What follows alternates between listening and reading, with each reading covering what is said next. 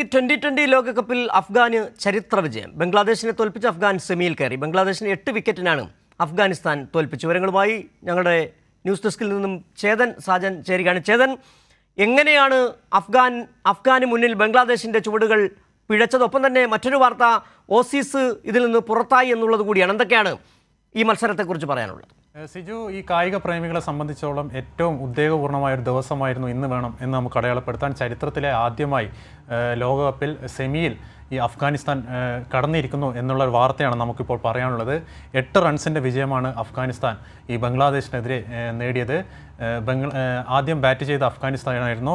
116 runs വിജയലക്ഷ്യം പിന്തുടർന്ന ബംഗ്ലാദേശ് 17.5 ഓവറിൽ 105 റൺസ് എടുക്കാനേ സാധിച്ചുള്ളൂ. അവസാന ഓവറിലാണ് മത്സരത്തിൻ്റെ ഗതി മാറിയത്.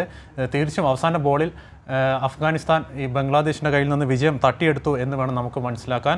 ഈ അഫ്ഗാൻ ഉയർത്തി 116 വിജയലക്ഷ്യം ഒരുപക്ഷെ 12 ഓവറിൽ ബംഗ്ലാദേശ് മറികടന്നുവെങ്കിൽ ബംഗ്ലാദേശിന് സെമിയിൽ ഉറപ്പിക്കാമായിരുന്നു. പക്ഷേ ആക്രമിക്കാൻ ഉറച്ച് കളിച്ച അഫ്ഗാനിസ്ഥാന് തുടരെ വിക്കറ്റുകൾ വീഴ്ത്തുകയായിരുന്നു. ഈ മത്സരത്തിൽ അഫ്ഗാൻ ടീമിനെ കുറിച്ച് സംസാരിക്കുകയാണെങ്കിൽ 3 കളിക്കാരുടെയാണ് എടുത്തു പറയേണ്ട പ്രകടനം.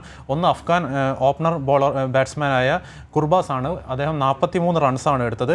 അതുപോലെ തന്നെ നിർണായകമായ 2 ബൗളർമാരുടെ പ്രകടനം നമ്മൾ എടുത്തു പറയേണ്ടത്.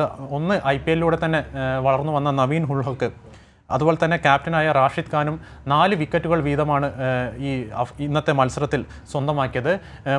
മറുവശം പരിശോധിച്ചാൽ ബംഗ്ലാദേശിൻ്റെ ലിറ്റൻ ദാസാണ് ഭേദപ്പെട്ട ഒരു പ്രകടനം നടത്തിയെന്ന് വേണം നമുക്ക് പറയാൻ. ലിറ്റൻ ദാസ് പുറത്താകാതെ 54 റൺസാണ് എടുത്തത്. അതുപോലെ തന്നെ ബംഗ്ലാദേശിൻ്റെ റിഷാദ് ഹുസൈനും 3 വിക്കറ്റും എടുത്തിരിക്കുന്നത്.